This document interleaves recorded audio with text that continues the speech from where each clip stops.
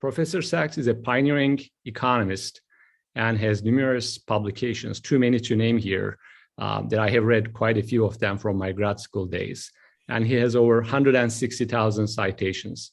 Professor Sachs was twice named among Time's 100 most influential world leaders and was ranked by The Economist among the top 3 most influential living economists. We will have the Q&A at the very end of the talk, but meanwhile, please feel free to use the Q&A window for any questions you have, and we'll take them at the end one by one.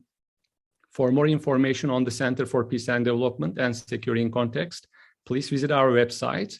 We'll have the recording available shortly on our website, also on the YouTube channel. Professor Sachs, welcome. Thanks for joining us. And before further ado, the camera is yours. Thank you so much, and greetings to everybody. Thank you to University of Oklahoma for inviting me. And thank you for asking me to speak on the topic of U.S.-China relations and multipolarity. We're in a tense period, of course, with China, even described as a Cold War. We're in a very tense moment with Russia. And in my view, we are not doing ourselves our own best favor the way that we're acting by failing to understand that there's a more cooperative, mutually beneficial path. I think we're trapped in the wrong kind of thinking, actually, about our international relations. Of course, in the American self-narrative, the U.S. should lead the world, and other countries should fall into line. Other countries don't see it exactly that way. They want to maintain their own sovereignty, their own sense of direction.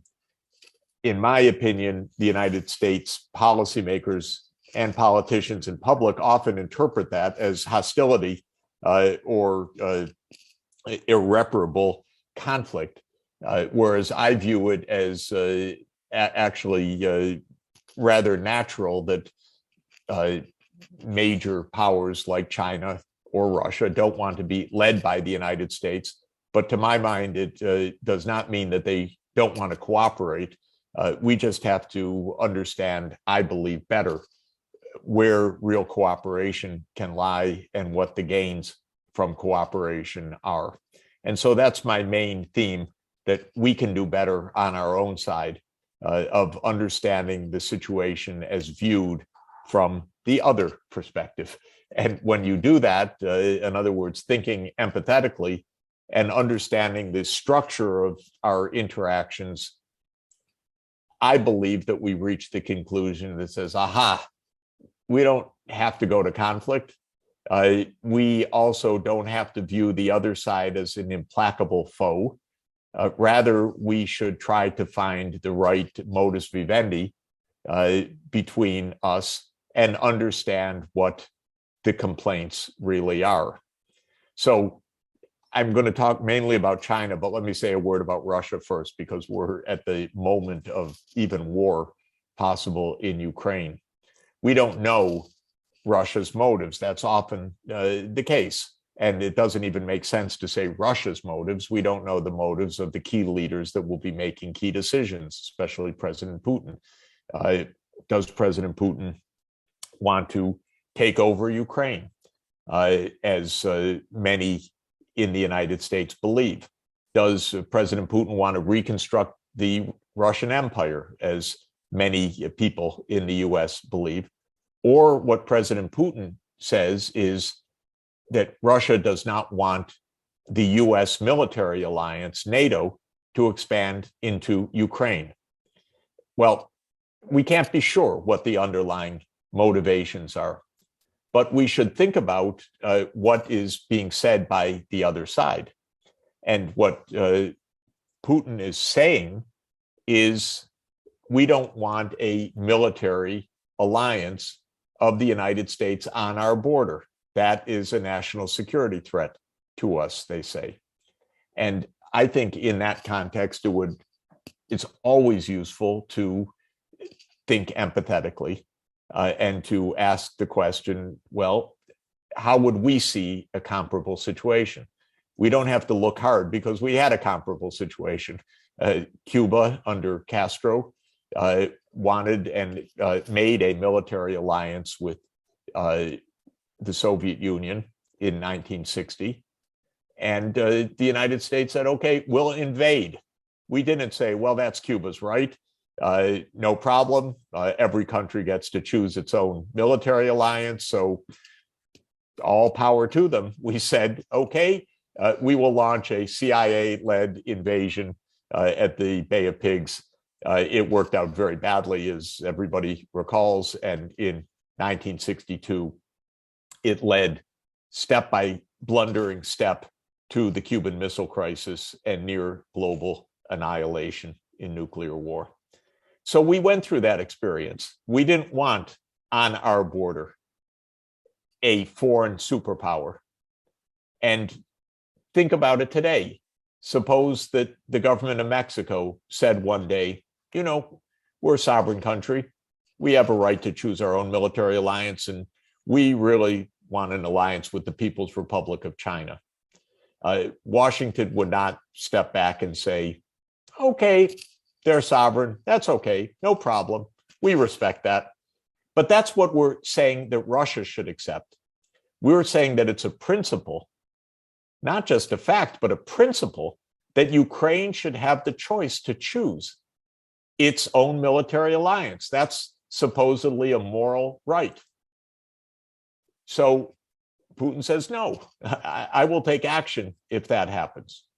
As I said, we don't know Putin's underlying motivation, but I believe that the right answer to this question, at least from our game theoretic response right now, would be to say, you stay out of Ukraine, but we understand that NATO in Ukraine is viewed as a real provocation.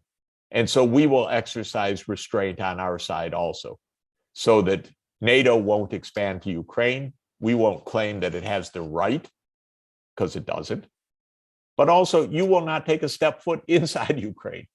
And to my mind, whether that would work as a peace measure or not, it's not appeasement. It's perfectly sensible. It views the situation from the other party's side as well, which is that they don't want the United States military on their border. And I don't blame them, just as we wouldn't like it in the other direction. So all of this is to say that in any relationship of statecraft, it's important not to assume the worst of your counterpart. That guarantees war, by the way, but rather to understand, and even more important, to negotiate, because it's only through dialogue and negotiation that we can even assess. By the way, in statecraft, you can make agreements and then one side can cheat on them afterwards. So you don't make agreements that are irreparable, that are simply being gullible, but you make agreements that are reinforced by reputational values and by potential responses if there's violations on the other side. So all of this is to say we should be thinking more clearly. Well, my view is the same applies to China. We have come to think of ourselves as in an implacable confrontation with China. And sometimes in our media, it's referred to as the Communist Party state or whatever. It's a tremendous oversimplification and a tremendously naive and dangerous approach to think that a great civilization, which China is, which dates back at least 3,000 years, and it has 2,000 years of nearly continuous statecraft, that we either run the show, set the rules, or presume in a simple way to know what China's doing when we're not speaking properly with China about the many areas where we really have issues that need to be addressed. So I'm going to share my screen just for one moment to show a couple of points that I think are the provocations that are leading to a wrong-headed confrontation right now. I won't show all these slides, I promise. We won't be here for hours, but I wanted to start with a little game theory. For those of you who are familiar with the prisoner's dilemma or 2x2 game, this is a game. It's a very schematic illustration of the relations between China and the US. And the idea is that both sides can choose whether to de-escalate or to escalate in the conflict. And if we both de-escalate, we have the dividends of peace. And so we would each get a payoff of 5, call it. This is just an illustration. And the first number in each cell is the payoff to the US, and the second is the payoff to China. If we both escalate, we end up with an arms race and we both have 0. So it's better if we're both de-escalating than both escalating. The problem, of course, in the prisoner's dilemma is if the United States de-escalates but China escalates, we lose geopolitical advantage. And so we end up -5 and China ends up at 10. So if we are suckers and we de-escalate and China chooses to escalate the arms race, we lose. On the other hand, if we escalate and China de-escalates, they lose. And the logic of this, according to game theory, is that the US looks at this situation and says, suppose China de-escalates. Well, we could also do that, but it's even better if we escalate, because then we gain an advantage. So if China de-escalates, we should escalate. What if China escalates? Oh my God, then we have to match them. Then certainly we need to escalate. So the logic is no matter what China does, we should escalate. And China, viewing the situation from their perspective, says we should escalate. And hardliners on both sides say, oh my God, of course, no matter what our counterpart does, we should take a hard line, either peace through strength or ready for war. Well, if we follow that logic, we end up at 0, 0. We don't get the gains of cooperation. And that is what's called the Nash equilibrium in game theory. It says take the other side's moves as given, and you play your best move. And when both sides do that, we have an equilibrium in the prisoner's dilemma, and it leads to non-cooperation or escalate, escalate. But this is stupid because there's a better way. What if we sat down with China and said, oh my God, we're trapped in an arms race. Why don't we both move to de-escalate together? And we'll make, if you cheat on us, we'll never cooperate with you again, what's called a trigger strategy. But let's get the benefits of cooperation. Well, how can you do that? You have to negotiate. You have to create mechanisms of ongoing communication. You have to create threats that if one side cheats, the other side will pay the consequences.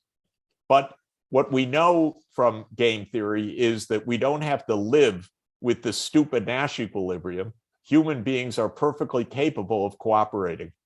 They're perfectly capable of going from 0, 0 to 5, 5. And that's why every day I suggest to the US government, don't tell me what China's going to do, talk to China.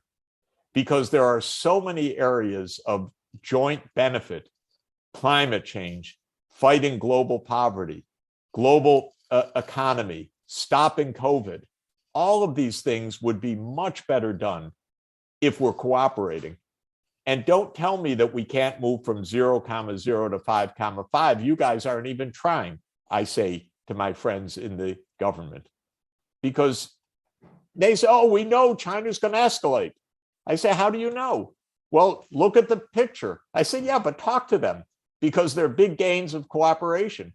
So don't settle for this Nash equilibrium, which is not a true human equilibrium.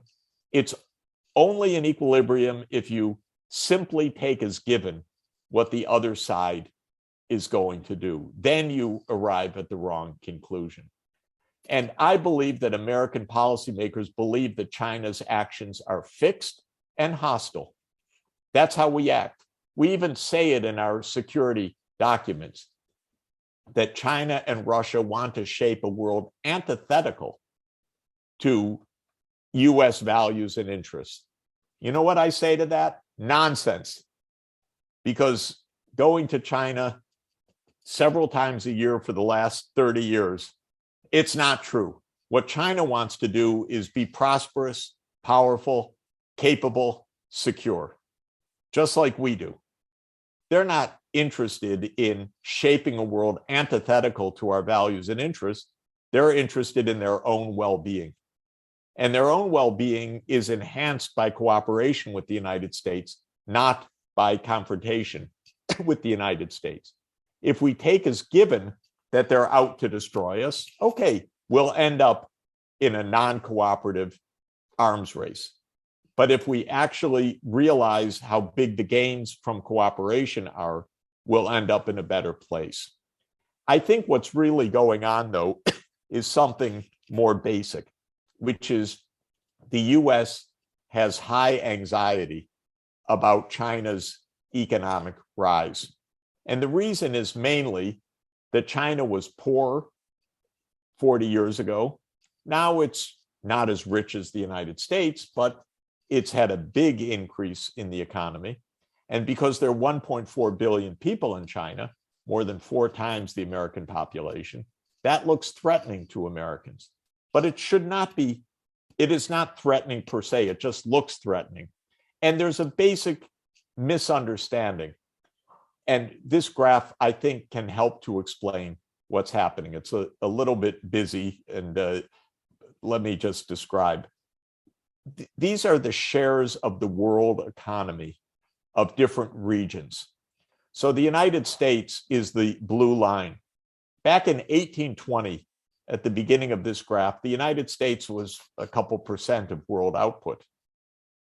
By 1945, we were 30% of world output. Victorious in World War II, industrialized, powerful, and we felt we're pretty invincible. We're the biggest economy in the world. And that's the blue line. But since 1952, our share of the world economy is diminishing because other countries are developing, especially in Asia. The green line is Western Europe. Western Europe industrialized even before the United States. The UK was the first industrial economy. And so Europe had a bigger population and earlier industrialization. And that's why in the 19th century, the British Empire ruled the world. But Europe also had a relative decline. Now look at the red line. That's Asia. In 1820, Asia was 60% of the world population. And the reason is everybody was poor, but most people lived in Asia. And 60% of the world lived in Asia, and incomes were the same everywhere. And so 60% of world output was in Asia, especially China and India. Then Britain industrialized, and with an industrial navy and army, it went and beat the hell out of the rest of the world and conquered India completely by 1857 and invaded China in 1839 in what historians call the First Opium War, burned down the Summer Palace in the Second Opium War, and basically used its naval superiority to dominate the world economy. And Asia went into a decline. By the end of the 19th century, Asia was really in poverty. And by the end of 1945, all of Asia, with more than half the world, was a smaller economy than the US economy and Western European economy. That's the bottom of the red curve. But then, of course, look what happened after 1945, after World War II. Asia started to recover. Why? Because it had economic development. And China and India both had economic growth, though China's was even more remarkable. Very successful, well done, well managed. And so Asia is returning to be a central part of the world economy. Of course, Britain lost its empire. India became independent in 1947. China became independent even of Japan, which had invaded it, in 1949. And based on that national sovereignty, both countries expanded considerably, as did many other parts of the Asian economy. So we're in a different world now. And another way to see that is that the Western world and the East Asian world are about the same size economy now. If you add in the US and Europe together and compare that with China, Japan, Korea, and Southeast Asia, it's the same size now. So this is the big historical change. We think we run the world, but something happened in between, which is that technology, literacy, development spread more widely. So I believe that's not because the other side is evil. It's just because it's catching up for lost time. And the lost time came because we were evil. We were imperial, the US to an extent, but especially Britain, France, and so forth, which took over much of the Asian world. And then after World War II, the Asian countries achieved independence. And China's now a bigger economy than the United States, measured in what are called international prices, standardized prices. This frightens Americans. But we should remember that in per person terms, the United States is still much richer than China, much richer. But China's a big place and a proud place, and it doesn't want to be bullied. And I say that's fine from my point of view. We don't have to bully China. China doesn't have to bully us. We need to reach the upper left-hand quadrant of our two-country game. That is cooperate, cooperate. Now, there are many issues of cooperating. I'm going to pass all of that back just to say, maybe I'll stop here for one moment. President Kennedy said something in 60 years ago in his inaugural address that I think is really important. He said, "The world is very different now, for man holds in his mortal hands the power to abolish all forms of human poverty and all forms of human life." That is our reality in the world today. We could destroy or we could solve our problems. And now we could destroy in two ways, ecologically or militarily. And yet we could solve our human problems because we are wealthy as a world with great technology. So to my mind, the gains from cooperation are very strong. And the areas that I would list for key cooperation are ending global poverty, protecting the environment, resisting the rise of inequality, managing all of the big shifts of population age structure and so on, and urbanization, and maintaining global peace. So these are big gains of cooperation. This is what it means in real terms to go from 0,0 to 5,5 in our game together. We should sit down with China and say, if we work together, my God, what we could accomplish, as opposed to fighting with each other. And I will stop there, Firat, so that we could have some discussion. But this is my main point. And my real point goes back to the observation that I made with NATO as well. We misunderstand a lot of the reasons for conflict. In recent months with China, we've said, China's going to invade Taiwan. But what China says is something quite different, which is Taiwan, which is part of China, many want to secede. We didn't like it very much when the US had its secession and fought a civil war. China doesn't want to have a civil war.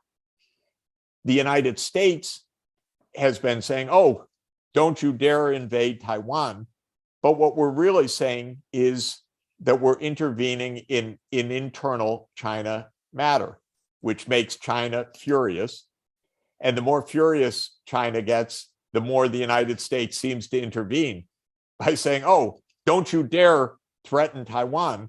And China says, don't you meddle in our internal affairs. And some politicians in Taiwan then say, maybe we should secede because the United States will help us. Well, God forbid there should be a war between mainland China and Taiwan, and even worse, in which the United States became involved, because any of these could be a devastating world war.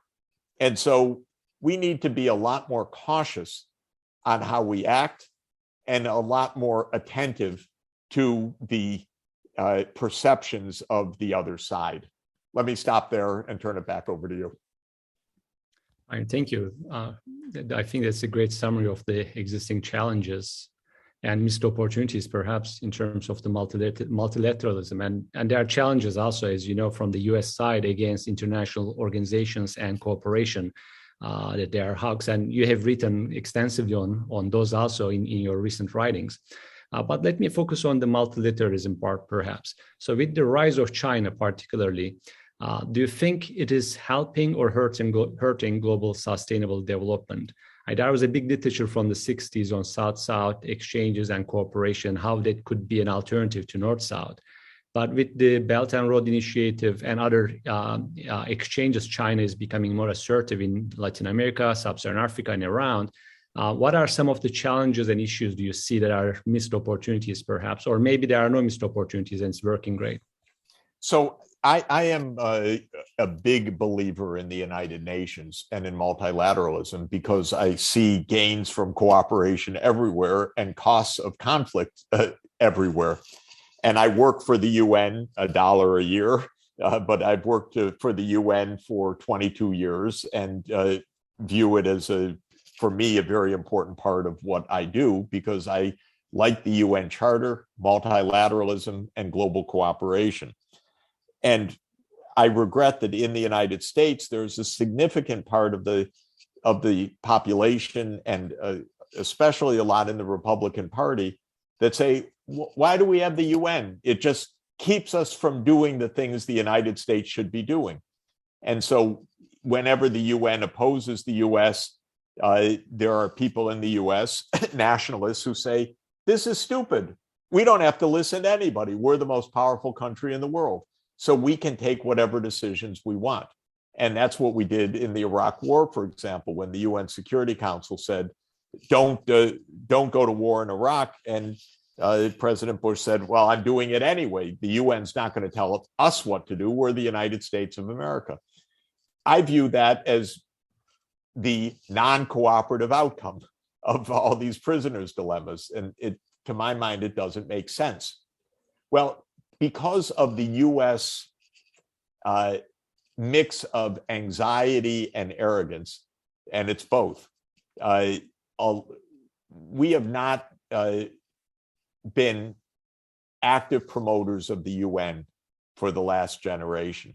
In fact, the US ran big arrears to the UN, didn't even pay our dues, and often did not sign UN treaties and pulled out of UN organizations like UNESCO and the Human Rights Council, and President Trump pulled the US out of WHO, although Biden reversed that afterwards. But President Trump wanted the US to leave the World Health Organization because he says it's too pro-Chinese. Well, every time we pull back, China, which is a growing diplomatic, military, and economic power, says, okay, we'll contribute more to the UN. And then the United States authorities say, you see, it's Chinese. We dare not do this. And so we, on the one hand, we retreat. And then when the others fill the vacuum, we say, you see, we told you so. Well, this is a very self-fulfilling blunder on our part. This is an own goal. We're just absolutely doing damage to ourselves and creating our own anxieties. So, to my mind, we should be heavily engaged in the UN. We should be helping to lead it. We should understand that the UN is an organization of 193 sovereign governments ruled by the UN Charter. And it's a good charter. It's a charter that could keep the peace. And I believe we should respect that and help to lead it, in fact, which we haven't been doing. We don't even sign or ratify UN treaties for the last 20 years because the Senate is opposed to the UN system, or a significant part of it. So you can't get a 2/3 vote for ratifying even treaties like the UN Law of the Sea, the Convention on Biological Diversity, the Paris Climate Agreement was never put to the Senate for a vote, and many, many other treaties. And I think it's a huge mistake for the US. Then comes China on financial initiatives like the Belt and Road Initiative, which is lending money to other countries to help those countries build their infrastructure, especially hydroelectric power, roads, and other basic infrastructure. And the attitude in the US government has been, you see, it's a terrible trap. This is to put those other countries in debt and so forth. This is not my experience or impression. My experience is that what China is trying to do is drum up business for its companies. It's trying to increase its diplomatic presence, and it's trying to contribute to regional and global development, the same way the United States does when it makes loans. And so I don't see anything nefarious about the Belt and Road Initiative. I don't like every one of the projects. Sometimes I think the projects are poorly designed. But as a general principle, it's not a trick by China to get countries into bad debt. Not at all, by the way. If you're a creditor and you're trying to get your debtors into trouble, you're not very clever, because it's no joy to lend money to others and then not to be repaid. And actually, China would like to be repaid. And it's not trying to create a debt crisis. Some countries will get into a debt crisis if they misuse the funds or if they govern poorly, just like when the US has been a lender or others are a lender. But I think the Belt and Road Initiative on the whole is quite good thing for Africa, because a lot of countries that don't have electricity are getting hydroelectric power. There are countries that don't have roads are getting road building and so on. The United States is going to launch, actually within days, a counterpart project called B3W, Build Back Better World. Good, that's fine. I don't mind the US competing peacefully with China. Okay, they have Belt and Road, our program's even better. No problem. That kind of peaceful race to the top is not bad. At the same time, though I don't see it happening as it should, I'd like our program actually to cooperate with China and with Europe to say, why don't the three big economies cooperate to help impoverished African countries to build infrastructure? So it doesn't just have to be competition. It can be that we're working together to achieve the sustainable development goals. And that's what I'm trying to promote. Just to follow up on that point, there are not too many empirical studies because of lack of data from China, but existing studies that compares Chinese lending with US and other more conventional lending sources usually do not find much significant differences in terms of their motivations.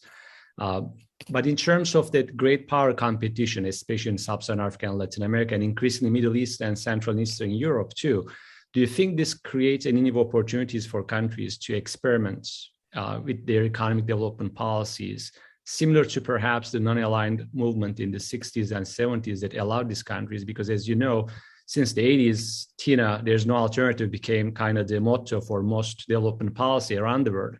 So how do you see that going forward? Do you think the presence and increasing presence of China in other countries, and unfortunately, perhaps in competition with the US and other Western donors or lenders, creates new opportunities for development financing, and experimentation, as Roderick and others advocate?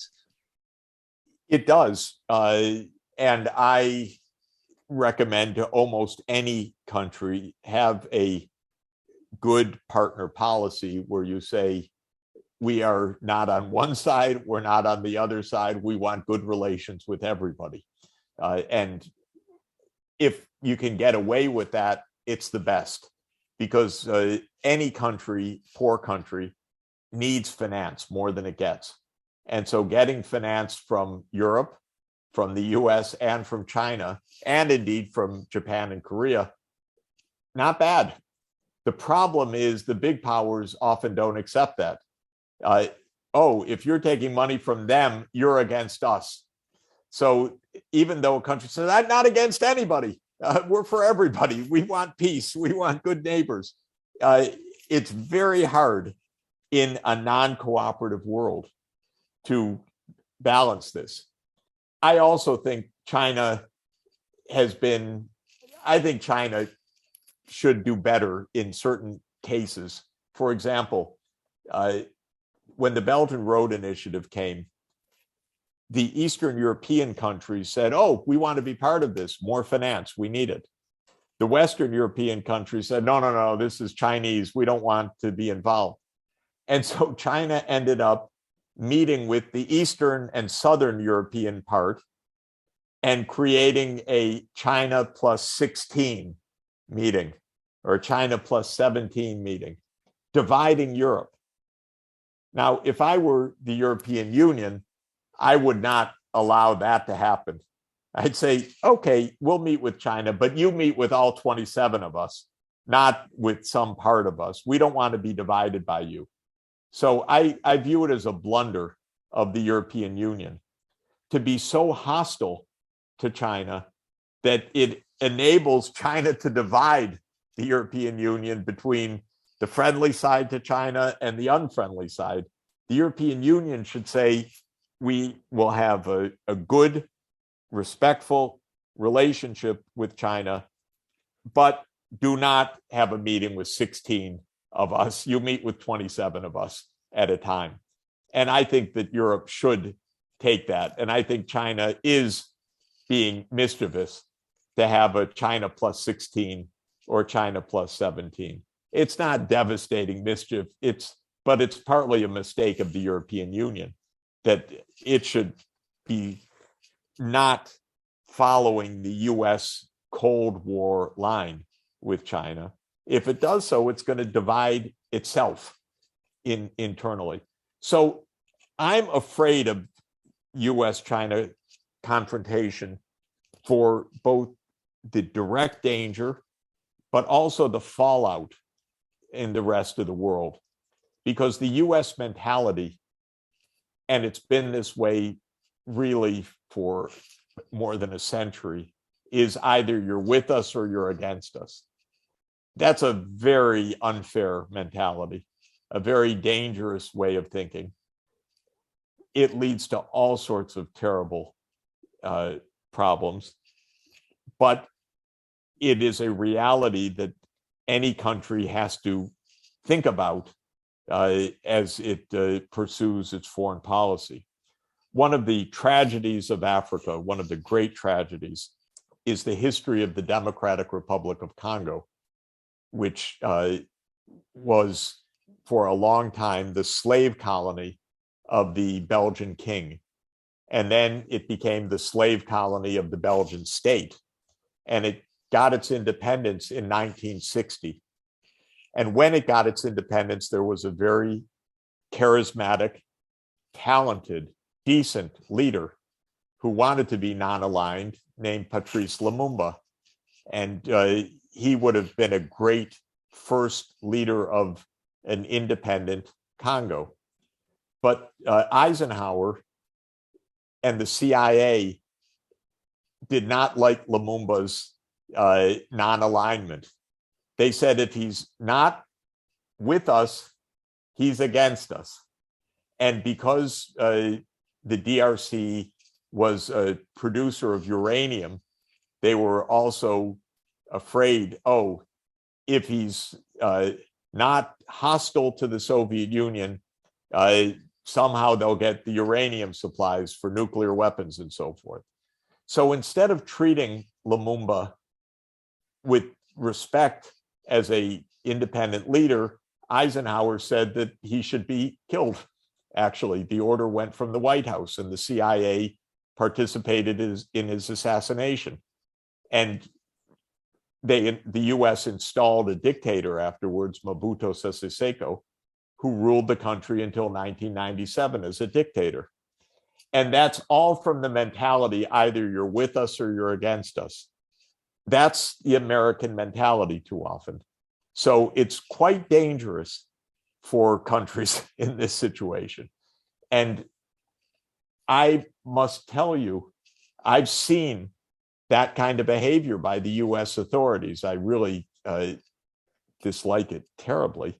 I mean, I think it's extremely dangerous and illegal against international principles. But I've seen it where leaders have told me, you know, the US government's against me. And oh, no, everything will be fine. And then they overthrow the person in a coup. And I've seen it happen with my own eyes. It's terrible. So this is the real danger. And I think it is an area where the US thinking has to really be modernized, because all of those occurrences don't lead to good outcomes for the United States. They lead to very bad outcomes. I fully agree with you there. We have two questions also additional, and I know that we are over time already, and I want to be respectful of your time too. So you tell me whether we can take two more questions or you need to go. One of them is about a topic that you have written extensively, reforming the global financial system, and whether China and the rise of other emerging markets helps, or in what directions changes the debate over reforming the global financial system from, for example, OECD's and G20 agreements on tax havens, right, with corporate tax rates, to Panama Papers type issues, and the lack of transparency and this tax evasion. And the second one is kind of linked to it too, with the international cooperation, or that lack of it. As of yesterday, 85% of people in Africa did not have even a single dose of COVID vaccine, while we are having third, fourth, in some cases, fifth doses in Western countries. And it's mostly because of the lack of access to vaccines, unlike in the United States, which is not lack of access to vaccines, but lack of vaccine uptake, the refusal to take the vaccines. So I'm going to stop there with those two questions. Yeah, and I'll have to be brief because I do have to run, though I'm very much enjoying being with you. The whole international financial scene has two fundamental issues. One is that it finances rich countries, but not poor countries very well. So the savings of the world flow to the countries that already have the capital, not to the countries that need the capital. So that needs a lot of rethinking. The second is that the system has been dominated by the US really since World War II. Before that, it was dominated by the UK. The dollar has been king. And we use that power not just for finance, but also for politics. We have sanctions on countries everywhere. We say, and we enforce those sanctions through the banking sector, because we tell other countries, either you play by our rules or you can't use the international banking system, the so-called SWIFT settlement system, which is based on the US dollar. So we have sanctions on Iran, we have sanctions on North Korea, we have sanctions on Russia, we have sanctions on Venezuela, all over. And these are unilateral sanctions. They're not through the UN. We say this, you have to do this, and if you don't do it, we block you in international settlements. I have many problems with that. One is I don't think one country should have that power to punish civilian populations in other countries, because these sanctions are very devastating in many cases.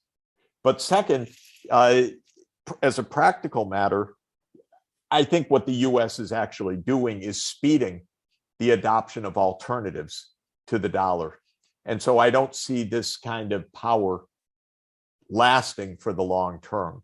And therefore, we're in a transition from a dollar-based system to a multi-currency based system. And I think that China will develop a payments mechanism that isn't dependent on SWIFT. And Russia wants to do that for obvious reasons. And it's a big question because we want actually a global system so that we can trade and cooperate with each other. But if we use it for just national purposes, it isn't a global system anymore. And so I think the US is overusing the sanctions because they regard it as cheap, inexpensive. It's not, American soldiers. It imposes high costs, but it's not a long-term political tool because other countries are going to say, there are other ways to do banking. We don't have to use the dollar for banking. So I think that these two big issues are present reform issues, very complicated, unfortunately, not for us to go deeper in just a few minutes, but both the issues of reforming the international financial system and the evolution of the international monetary system. Keep your eyes on it, get involved as researchers and students because they're fascinating and it's a very active area of change. Thank you. So shall we stop here? I think we have to, I think we have to, right. Thank you again for a very fascinating and insightful talk. And thank you for your time and your work. Pleasure to be with you today. No, thank you. Thanks to everybody. Bye-bye.